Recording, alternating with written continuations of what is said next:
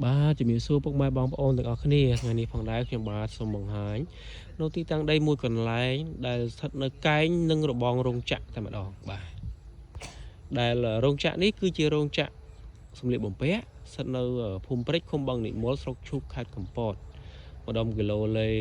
112បាទរោងចក្រនេះបាទរោងចក្រនេះនៅកែងជាមួយដីតែម្ដងបាទនេះដីដែលត្រូវលក់គឺដីនៅកន្លែងនេះបាទដីកន្លែងនេះ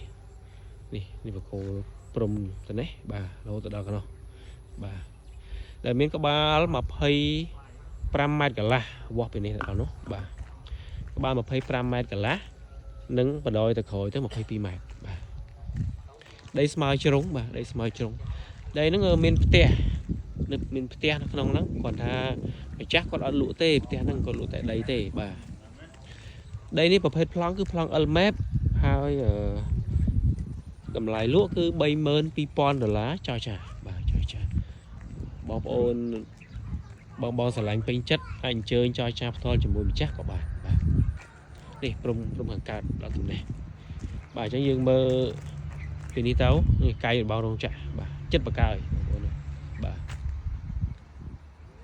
ហើយនៅមុខដីគឺមានផ្លូវឡានចេញចូលបានផ្លូវនេះ